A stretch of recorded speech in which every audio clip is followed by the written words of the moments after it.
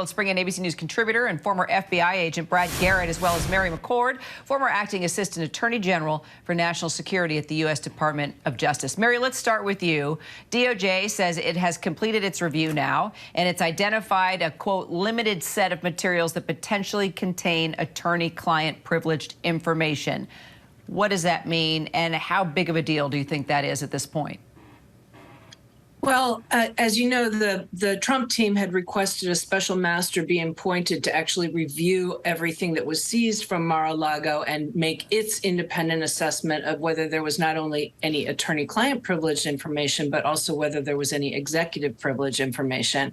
And so what this reporting is by the Department of Justice today, in direct response to the judge's preliminary order and her order issuing a briefing schedule, it was say we've actually already finished our review. We've already had our own taint team, our own filter team of agents and investigators and prosecutors who are not involved with the criminal case.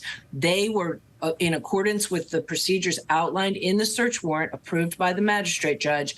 That team, that filter team, has reviewed all of the materials seized. It has segregated the materials that might contain attorney-client privilege and provided the other materials to the criminal investigative team. So what this means is that, you know, you can't put that milk back in the bottle. The documents and other information that has not been set aside as potentially attorney-client privilege, which is only a limited amount, has already gone over to the criminal investigative team. All right, and we'll talk about what that can mean in a minute. But, Brad, the DOJ is expecting to file a more detailed response now to Trump's request for a special master by the end of the day tomorrow. That deadline actually set by Judge Cannon. So what could this mean for the investigation? Well, I'm not convinced it'll have any dent in the investigation. I mean, let's be clear here, Kira. The FBI did not go to Mar-A-Lago just to seize classified documents. I think this case goes much beyond that. Obviously, we don't know for sure, but because of the fact they mentioned FISA, obviously there's a lot of human sources involved in this case. Because of the nature of the national defense side of this, and possibly also documents that have to do with maybe notes, conversations the president has had with Russia, China, the leaders in those two locations, North Korea, and maybe even President Zelensky. Is there something about those conversations that the president may have held on to information about those? But the point being, this case is going to go forward, special master or not.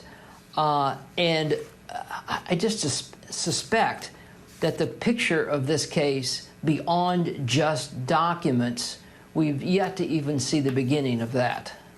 So when you say beyond documents, what are you thinking?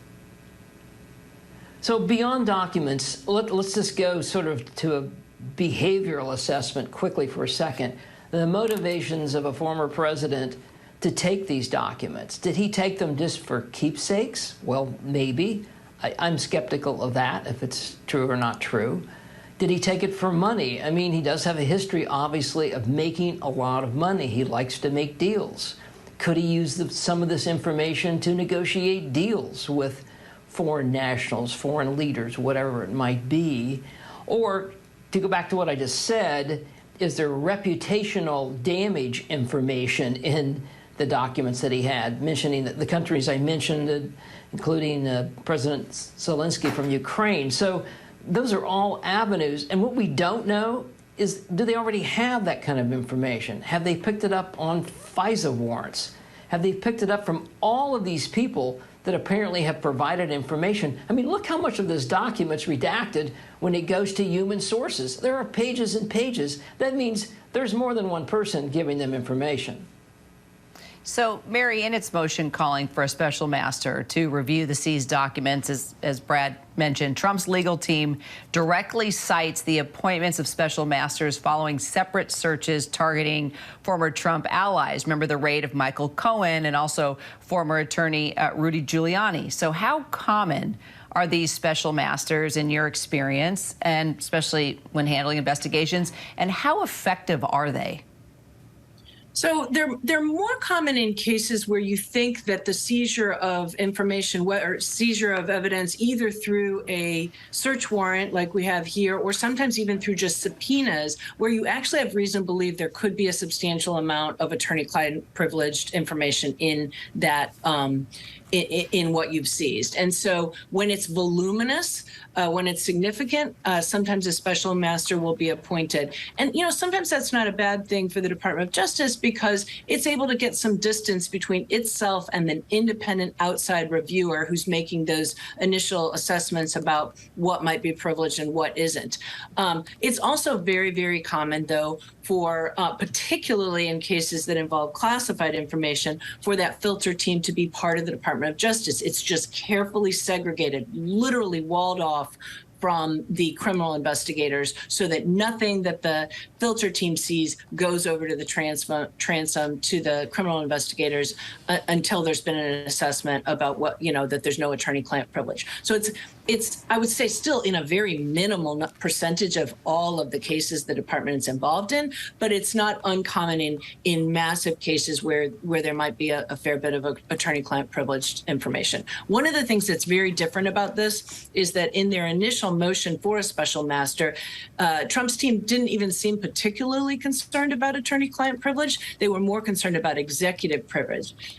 And executive privilege is, of course, a privilege that the current president has to protect conversations with the top aides, to encourage candor in giving advice to the president. But it is an open question whether a former president can really assert that privilege, particularly if the current president is not. And even if a former president can, and that's indicated in some cases we have, it's not an absolute privilege. And the Supreme Court has been very clear, including recently this year when it rejected the Trump v. Thompson case from Trump, has been very clear that that privilege will yield to a demonstrated need in a criminal investigation.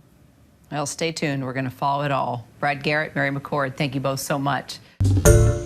Hi, everyone. George Stephanopoulos here. Thanks for checking out the ABC News YouTube channel. If you'd like to get more videos, show highlights, and watch live event coverage, click on the right over here to subscribe to our channel. And don't forget to download the ABC News app for breaking news alerts. Thanks for watching.